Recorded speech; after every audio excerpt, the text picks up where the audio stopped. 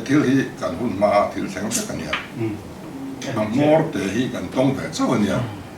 a bila tholo ani a bila tholo dan chu the Mizoram Private Placement Agencies Regulation Act 2015 khati lai kan Home Minister Pu Lalduhoma'n kha alo fel lelani a thobula khami regulation section 2 le section 8 a khan mi hringan thon chua theina mun kha beyond the boundaries of Mizoram ti jiaklat mai beyond the boundary of Mizoram ni chen Mizoram pon chon khavel tumpui kha wak tlat mai ni chuwang chuan e khoi apo kan thol le ni an lo thom ta ni ti chuan IZODC hian private placement agency som ni pasai nena e regulation wa hian license atani chuan thom chuak ta chak chara ang ma harsat na po ong lo khang rei tan khala sarkar khanin Mizoram pon e thon thailo ani a pon ti chom boxi lo in adan hian Mizoram pon a ho plat boxia chuwang chuan atira e dan hi e hian Mizoram pon a ho wang ti kha lom thap chuni sengin tu ni kan thlen karing lo pa chu tak chuania a agency te po za intention ila thil ti sual an ni bi lo ka zu dina hausa ka soi chan po ka su chuni e mani chana po hanin da ta ina kha khani le ta da bang khan chu ti chon rol chon lo thil pakhat le chon khatian han ti khan an mani khan khatia a victim tenan han ti khan an kutan sil ta dei sia Mizoram atang agency ta khalai tak khan e Mizoram pa to mai na ma po chu kan soi na mo ti chuan kha khalo to khawlo mai ni Mizoram sarkar in da na siama kha India ram sunga tan te so lo siam sa in man thei mai ma se overseas tan khan in a thelo wala ma se in adan hian a phal biok sia chuwang chuan an lo tham chuaka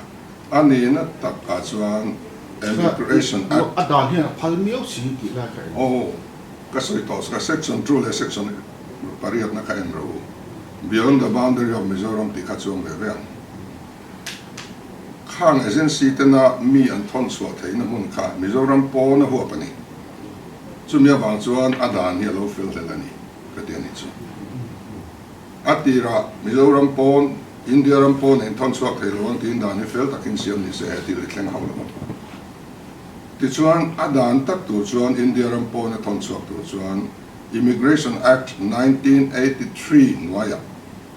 Protector of Immigrant nuaya chumi na chuan license and deal tu rani chu Ministry of Overseas India Affairs nuaya ani chumi nuaya chuan India ram tang hian men thon chua kani antinan Dubai ti chuan Kerala ti chuan thon chua me ma an source of income lian fertizing atel pha kani tin Philippines deponent thon chua na sa tin Dubai kwan dan fet takan nei ni hemi Immigration Act nuaya thon chua hi tu man boy an tho tu ten tho na mun tu te kan long sum tha an sheveka amaro chu ti khan kha dan tel lo kha chuan Immigration Act nuaya khan license an nei lo chuan thon chua theina an nei lo ni ti ka riat alo ni ta ti chuan hek na lo lu ta September ni som palia khan American Women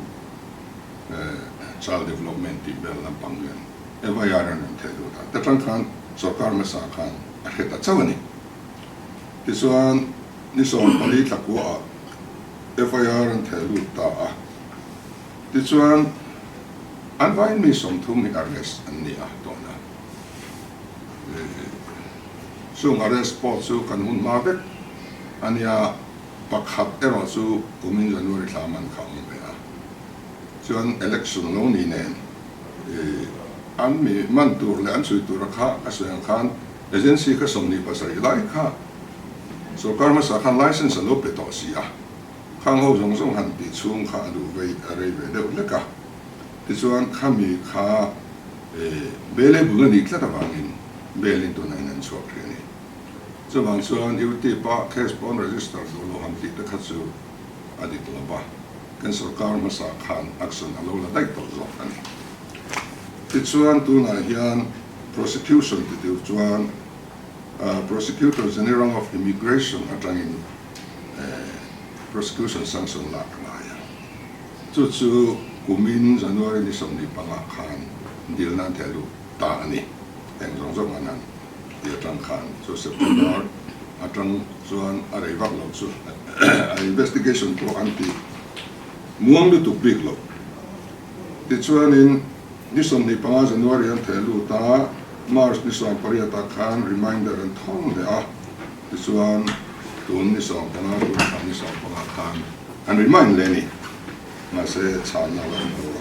no mi te hian prosecution sanction an pe chuan court in alai ta do le ka chu kanin ro phak nan to lo ko tu khan ni maya e an dan do chiat kha chu Mizoram Placement Agencies Regulation trim po chiat ten ya tin kami Immigration Act nuaya license an nei lo te kha lo ni a in passport te lo ni a sang kha thil bo chiat chuan lo nei nual mai ni po tu case bi ka chuan mo sa kami agency chon hunami te khan kum ting lo khan te po khan ni to vek ani chuan ama ming lo khan bai rabi ni kang song kha investigation a hian an khoi vek ta chuan prosecution chu ka sai to ang khan Protector General of Immigration ina aron pek lo chuan prosecute te pa kha an ma ba kani khatiang kha lo ni le ta ka wang khan ni kum la khan October ni lia khan i khami license an ne kha temporary in DC in a suspend sakani amar so temporary in matania atak ta ka suspend khan lo sang ni le som ni pariat thlenga walit te po khan no mani an license amara chu khan prosecution sanction ka angai kher ti la mi angai kher amara mi som tum khan lo man to se nia an man to khan sanction an mu tu la mi o hai chu englo crime and economic offence ni tlat mo kha adan khan ni a ti chuan in khatianga man ten han to ta ka chuan kaniana local veni agency howe ta chuan an soya adan in Mizoram pon khoi nge ti po soi om lo khovel pum khuap pin license an lo pesi chuan chu hang chuan in thiam lo po ani vek big lo hi amai ro chu in he license avalid lo ti tu na chuan in reto tu na tang chuan tu ma lo thong to su in hemi Immigration Act noya hian in license nei tum ve thewol in thatakin in thong sok te dan ya chu in ma ba ka ni ti kha ka lo rila chu house ka sei dan to ni ti chuan nei nom to em ka tia pakhat chuan nei thon ti nge ni ve na chu ti lom hian ya ti chuan tu na hian in immigration check lo ka chu an kal na tur sarkar mo purna ne ke ni soi pha ani lo ba tin an ni chuan an thon chuak ani maya an lo hole na tur lama hian mo purna an nei lem lo ba thon chuak le na mu sa kha ani maya tin immigration check ngai lo hi sarkar tam tak oma sarkar eng baza thi check ngai om bo ka list ka ran pa hian om ve a chuan tu na chuan ke ni na hetiang thil lo thel ta ka chuan sargor lo ka lo ti boile lo che pen le manin mo tu na karon kal case bi ka hi chuan boom chuan ni tu na kan play role ka hi chan chu Singapore in UAE lam hin ko chu investigation hian a cover ve kang chu investigation and so to our prosecution and deal mechanism arrest and effect to boka this one tu na hian ke ni na kan ti ve tu ra chu hei tu huna kan nen alo lang ve ta ni a tai phong wa kami license song temporary suspension sarkar ma sai na lo pe kha permanent kan suspend sa vek lo ni voina lo tinga ro kan tia an ti mana ne ka shelo ba so an license song kan cancel vek don an vai tin tu na kan dan lo chan khovel pum huap a thon chua theina regulation kan nei aranga amen anga chu kan amen thuai anga ya tin heng zo fa te zo ram pona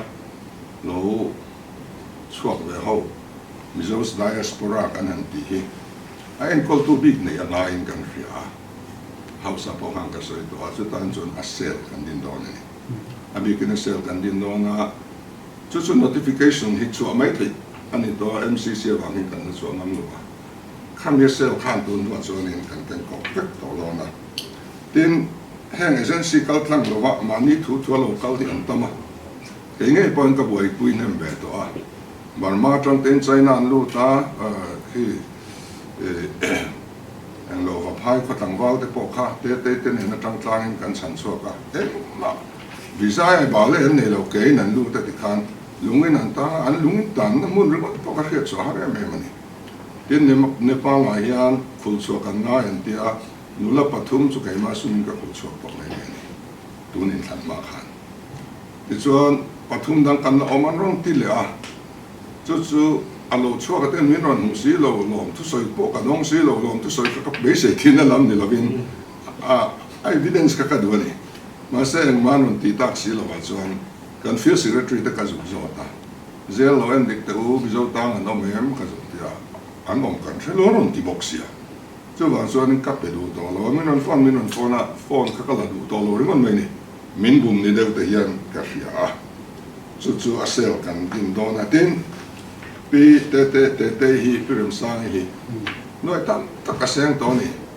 khan ko bit online te khan Dubai tang te in kan tang hova tu te mo kan na chuak tlanga an lo thlenga India rama ha takin lak chuan ni te ya passport act an lo bo chira wang khan India rama khesa han or thar le lo hon te khan a boi thla kho maya chu pirim sang te hian an boi pui thin na noi tam tak hi a seng to a mi som nui vel hi a chan chuak to ni ani hian ni chu da chuan thil chiang ta kan soi du chu ama experience ka zo ta kan kul chua te reng hi embassy an hon na tur sen sawan tum sak vek atiani ticket pon le sak vek airport lang nang thla thap se chu an ti dan ani ti chuan hemi te bi khi an lo hon hi embassy an tum sang e sak lo voina kan zu hrilhfiah EMA tani an tum sak thap bo amaro chu attend to Delhi thleng attend to Guwahati thleng attend Aizawl thleng kha khan ye wang in Aizawl an thleng lo chuan te hian in an lo boi pui thina an ma mi ma sum sang in boi pui thi ani chu ani a chu tiang ani lai le Guwahati an thlenga welfare poisa an khon saka in za chiang e an khon sak chu sing bol vel ni om in soya thom no an nei sak vek boka tina agency te hian sing thum sa ngai mani an juk thon sak boka zela ne na yani chu ti chung chuan ku ro ken lo hong ani ang hak lai lo chu thom no pom nei lo poisa nei me lo mobile pom nei lo chu wang chuan heta mission veng SBI branch chan zela account a hian a thepia in hemi te tana poisa tho turin ve buran khon bokani an lo chua to da in wa yan so wang in he account a hian sum zang e lu enga tang yan man ti poi kan sui tel vek so chu thilom zen ya an lo honga an nu ten mu te pon thau enga ni thilom ze khang kha e hriat chian anga ya so wang chuan investigation an zo hemi an zo ti an lo ti to ba ka hian na ti chun som tu te po hi om me la chu ani noi maya chu wang he thila hian mi tlom ngai ka an lo boi pui ta khasu alo mo me ma amaro chu a se sarkar in atum to la ya poisa lo khon ba mai te khasu adik lo ve mai the ya ข้างกันแล้วใช้ล้างเสร็จแล้วงานดิบเราสุกันแล้วโดนล้างเสร็จหลังสุด